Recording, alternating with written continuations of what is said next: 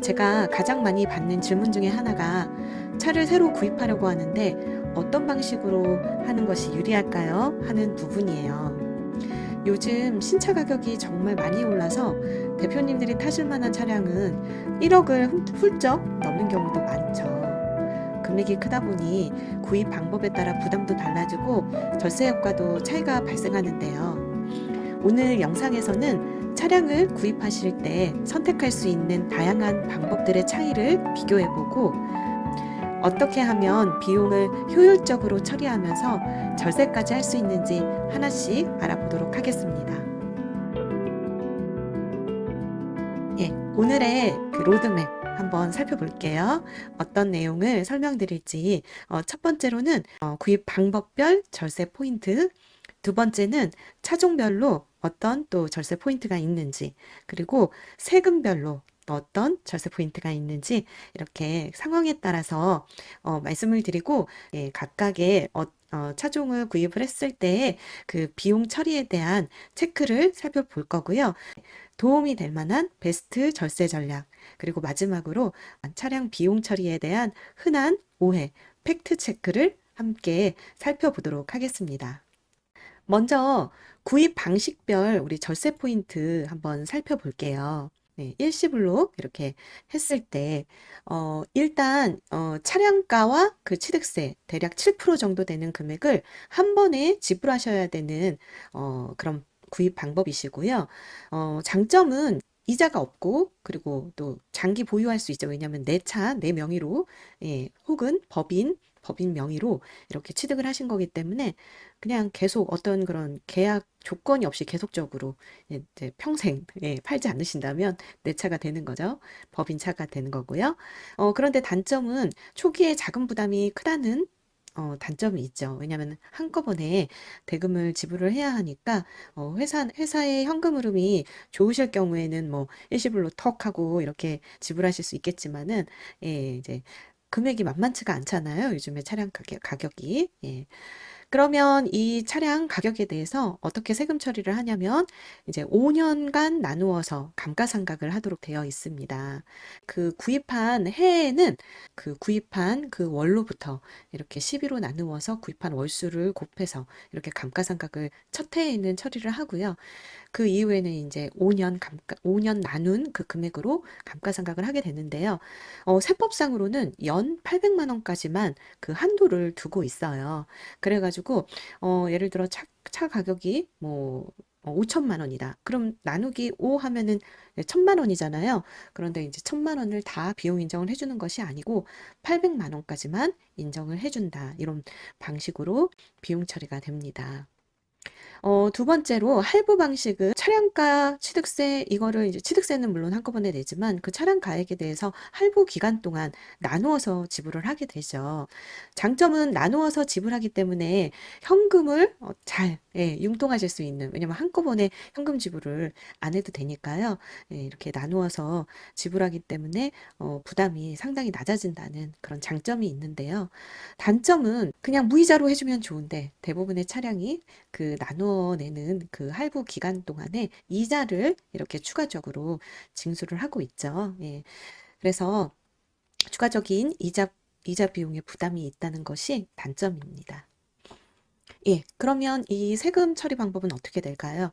예, 앞서 말씀드린 일시불로 한꺼번에 현금 결제하는 거하고 차이가 없어요. 예, 나누기 5년 해가지고 연간 800만 원까지만 한도를 인정을 해주고 이제 남은 금액은 이월시키는 그런 방법으로 세금 처리를 하게 됩니다. 일시불과 동일합니다. 그런데 다른 것은 이제 이자를 추가적으로 비용 부담을 하잖아요. 이자 비용을 추가로 인정받을 수 있다는 점이 일시불과의 차이가 됩니다. 리스는 어떻게 될까요? 리스는 우리가 이제 리스사와 이렇게 계약을 체결을 해서 월 리스료를 납부하게 되는 거죠. 그 일시불 할부 구입하시는 거는 그 차량의 소유주가 우리 회사가 되거나 혹은 개인 사업자면 내가 되거나 이렇게 되는데, 이 리스 계약의 경우에는 소유권이 리스사에게 여전히 있습니다. 장점은 나누어서 지불하기 때문에 현금 흐름이 완화된다는 장점이 있고요.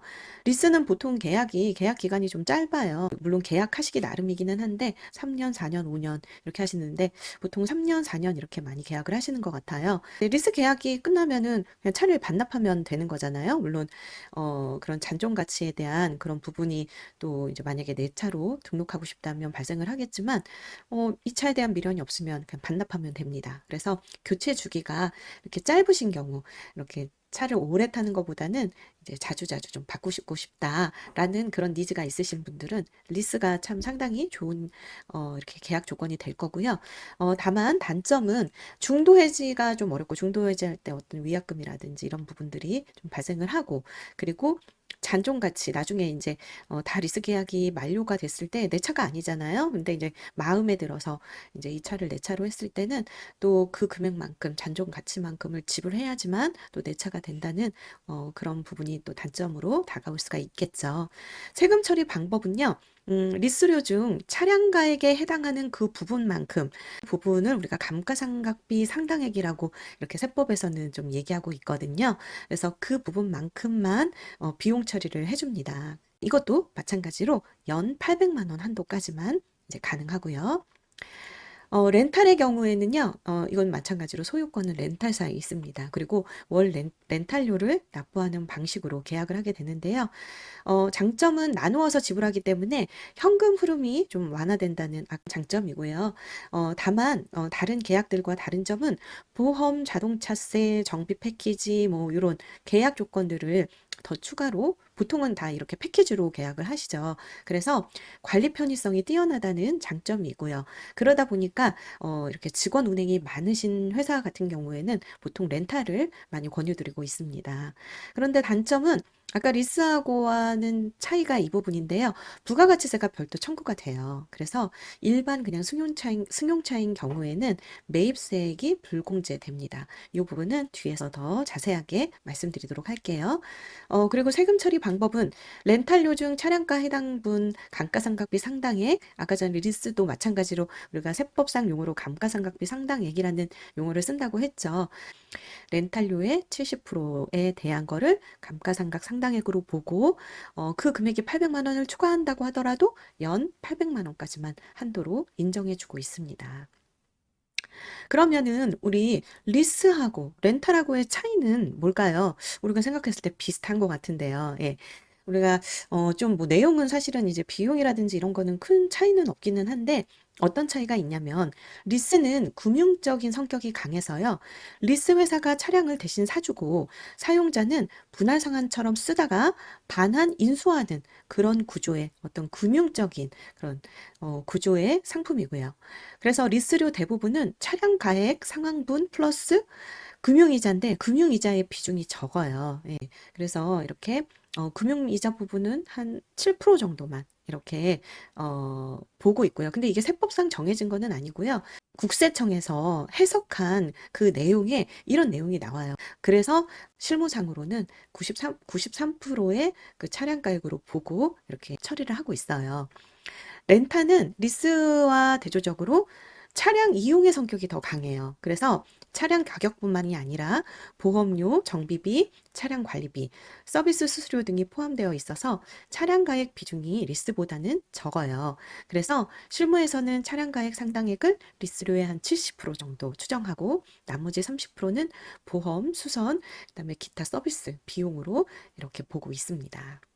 그러면 우리 차종별로 절세 포인트 살펴볼게요. 일반 승용차는요, 우리가 이제 9인승 미만 세단, USB 이런 차량을 일반 승용차라고 칭하고요. 부가세 공제가 불가한 차량이에요. 그래서 사용 목적과 상관없이 부가세 공제가 안 되고요. 예, 부가세 환급을 기대할 수도 없는 차량입니다. 그런데 이 경차나 승합차나 화물차는요, 부가세 공제가 가능해요. 그래서 1000cc 이하 경차, 그리고 9인승 이상 카니발이라든지 뭐 스타리아라든지 그리고 봉고, 뭐 포터, 픽업 트럭 같은 그런 적재함이 있는 차량은 화물차는 이렇게 부가세 공제가 가능합니다. 이 구입 비용은 물론이고 유류비라든지 또 거기에 들어가는 수선비라든지 이런 유지 비용에 대한 부가세 환급 효과도 볼 수가 있어요. 그리고 주의하셔야 될 점은 승합차 우리 그 카니발도 7인승이 있고 9인승이 있어요. 그래서 이게 9인승 이상인지를 꼭 체크하시고 구입을 하셔야 되고요.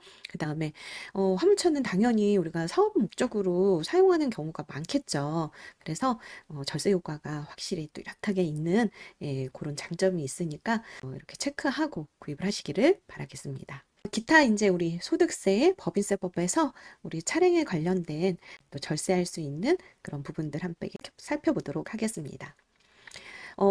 일단 앞서서 제가 설명을 좀 이렇게 자세히는 안 드렸지만 들으셨죠? 네, 감가상각비 한도는 연 800만 원이라는 거. 네, 그래서 요거는 이제 승용차에 해당이 돼요. 아까 1000cc 이하 경차, 또 9인승 이상 차량, 그 다음에 이제 포터, 트럭 같은 화물차는 이 요건에 해당이 안 돼요. 그래서 이렇게 전체 감가상각비에 대해서 감가상각 비용을 다 인정을 받으실 수 있으니까 그 부분 꼭 체크하시고요.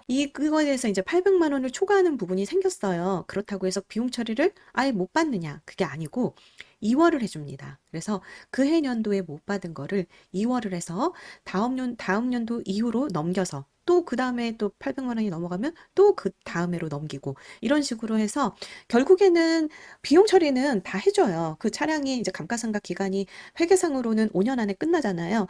그렇다고 하더라도 5년 이후까지 계속 그 감가상각 2월 그 잔액이 남아있는 그 금액을 연간 800만 원씩 계속 비용 처리를 인정을 해주거든요. 그리고 이거를 매각했을 때는 그 매각한 시점에 또한 그 차손 에 대한 것도 또 경비 인정을 해주고 이게 좀 내용이 복잡하다 보니까 사실 이 부분은 정확한 금액은 그때그때 이제 세무대리인을 통해서 말씀을 이제 들으시면은 좋고요. 어찌됐든 이 부분에 대해서 인정을 다 해준다. 예, 인정을 안 해주는 거는 아니다라는 거를 인지를 하고 계시면 좋을 것 같아요. 그리고 우리가 이제 차량을 운행하시다 보면은 보험료도 들어가고 또 자동차세, 그다음에 또 혹시나 고장이 나거나 하면은 수선비, 뭐 그다음에 이제 통행료 이런 차량을 운행하는데 들어가는 많은 유지비들이 있죠. 그래서 그런 유지 비용들을 다 합쳐가지고 또 한도가 있어요. 예, 그 감가상각과 그 유지 비용을 합쳐서 1,500만 원까지 한도가 또 있습니다. 그런데 1,500만 원을 넘는다. 예, 그러면 어떻게 해야 되나요? 예, 원칙은 이제 1,500만 원까지 한도라고 했으니까 비용 인정이 안 돼야 되는 게 맞는데 운행일지를 작성을 하면 그 업무 사용 비율만큼 한도 없이 인정해주겠다. 이렇게 세법에 규정을 하고 있습니다. 그래서 1,500만 원이 넘어가면 어떻게 해야 될까요? 예, 그 비용을 인정을 받으려면은 예, 반드시 운행일지를 작성을 하셔야 돼요. 그런데 이제 운행일지 그럼 작성을 나는 하기 싫다. 그래서 안 했어요. 그럼 어떻게 될까요? 그러니까 1,500만 원을 초과하는 부분에 대해서는 인정을 법인세법상 인정을 안 해준과 동시에 또 그 초과하는 부분은 대표자가 그냥 개인적으로 사용한 것이다. 이렇게 치부를 해요. 그거에 대해서. 그래서 대표자가 사용을 했으니까 어떻게 본다? 대표자의 상여로 본다는 거예요. 그래서 대표자의 소득세로 추징할 수가 있어요. 그렇기 때문에 반드시 이 1,500만 원이 넘어가는 경우에는 운행일지를 꼭 작성을 해야 되고 그 서식에 대해서는 국세청 그 이제 홈페이지에 보면 서식 자료실에 있거든요. 그 서식이. 그래서 참고하셔서 이렇게 작성하시면 됩니다. 예. 운행일지는 언제 쓸까요? 네, 연합계 1,500만 원 이하이면 안 써도 되지만 고가차라든지 유지비가 큰 차는 반드시 작성을 해서 대표자 상여 처분, 송금 불산입 리스크를 이렇게 예방을 하셔야겠죠. 그리고 마지막으로 업무 전용 자동차 보험 너무너무 중요합니다. 예, 법인과 개인 사업자 모두 업무용 승용차의 비용을 인정을 받으려면은 이 업무 전용 자동차 보험에 가입을 하셔야 돼요. 미가입 시에는 비용이 인정이 안 되고 또 가산세를 또 부담할 수 있는 리스크가 있거든요. 그래서 반드시 보험을 가입하실 때 보험사에 업무 전용 자동차 보험으로 가입을 해달라고 그렇게 말씀하시면 됩니다. 우리 이제 상황별로 한번 구체적으로 비용 한번 체크해 볼게요. 어, 만약에 우리가 3,700만 원대 중형 SUV 7인승을 할부로 구입을 했다라고 보시면은요. 3,700만 원이니까 나누기 5 하면은 연간 740만 원이 이제 감가상각비가 되겠죠. 그러면은 이제 연 유지비가 이제 500만 원이라고 한번 가정을 해볼게요. 그러면은 합계가 1,240만 원이에요. 그러면은 우리 감가상각비도 800만 원 이하이고 또 연 유지비 합친 금액도 또 다 해서 1,240만 원이니까 1,500만 원 이하잖아요. 그래서 운행일지가 없어도 괜찮습니다. 다만 이게 지금 SUV 7인승이기 때문에 우리 부가세는 공제가 불가능합니다. 6,600만 원대 대형 승용차 한번 살펴볼게요. 현금이 있으셔가지고 일시불로 구입을 하셨어요. 감가상각은 1,320만 원이에요. 연간. 그런데 800만 원까지만 비용 인정받는다고 했잖아요. 그렇게 하고 520만 원은 2월화해서 이렇게 추후에 나중에 감가상각 인정받게 되고요. 예, 이 당해년도에는 800만 원까지만 인정을 받게 됩니다.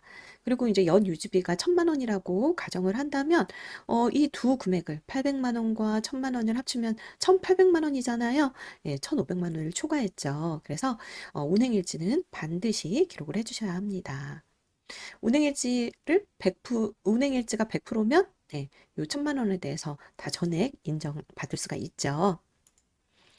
그리고 준대형 세단 리스를 했을 때 월 60만 원, 예, 연간 720만 원 리스료가 지불된다고 했을 때요.